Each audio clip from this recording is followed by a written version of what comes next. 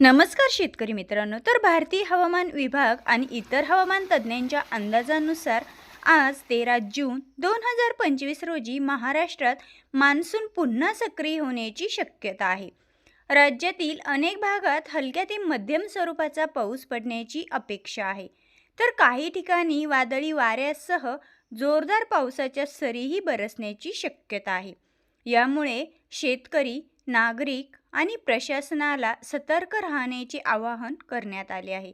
तर शेतकरी मित्रांनो, आज कोणकोणत्या भागांमध्ये पाऊस पडणार आहे त्यामध्ये कोकण, रत्नागिरी, रायगड, ठाणे, पालघर, मुंबई आणि सिंधुदुर्ग या जिल्ह्यांमध्ये हलक्या ते मध्यम पावसाची शक्यता. काही ठिकाणी विजांच्या कडकडाटासह मुसळधार पावसाचा अंदाज आहे. विशेषतः रत्नागिरी आणि सिंधुदुर्गात पावसाचा जोर हा अधिक असेल.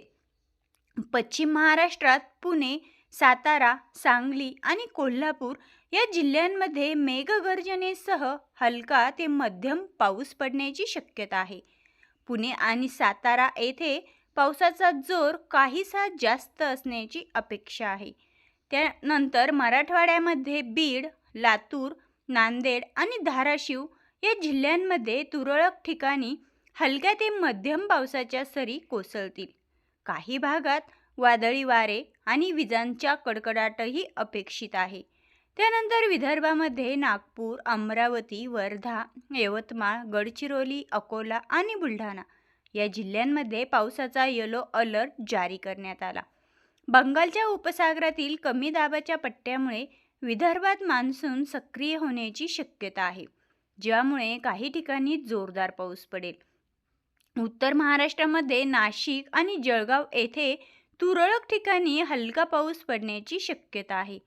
परंतु खानदेश आणि इतर काही भाग अजूनही मान्सूनपासून वंचित राहण्याची शक्यता आहे.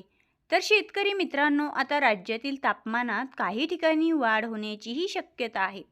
विशेषतः विदर्भात कमाल तापमान 40 ते 45 अंश सेल्सिअसपर्यंत जाऊ शकतं. तर पुण्यात कमाल तापमान 29 ते 31 अंश आणि किमान तापमान 23 ते 24 अंश सेल्सिअस राहण्याचा अंदाज आहे. मुंबईत ढगाळ वातावरणासह उकाडा जाणवेल, परंतु पावसामुळे काहीसा दिलासा मिळण्याचीही शक्यता आहे. तर शेतकरी मित्रांनो, आता हवामान विभागाने शेतकऱ्यांना पेरणीची घाई न करण्याचा सल्ला दिला आहे. पावसाची स्थिरता आणि जमिनीतील ओलावा तपासूनच पेरणीचा निर्णय घ्यावा, असं तज्ज्ञांनी शेतकरी बांधवांना सुचवलं आहे. तर कोकणातील भातशेतीसाठी हा पाऊस फायदेशीर ठरेल, परंतु अचानक मुसळधार पावसामुळे शेतीचे नुकसान टाळण्यासाठी सतर्कता बाळगणेही गरजेचं आहे. तर शेतकरी मित्रांनो, वादळी वारे, विजांचा कडकडाट आणि मुसळधार पाऊस यामुळे कोकण आणि घाट भागात पूरजन्य परिस्थिती उद्भवू शकते.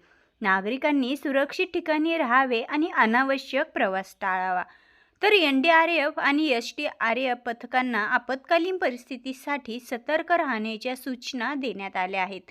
स्थानिक प्रशासनाला नाले, ओढे आणि नद्यांच्या पाण्याच्या पातळीवर लक्ष ठेवण्यातही सांगण्यात आले आहे.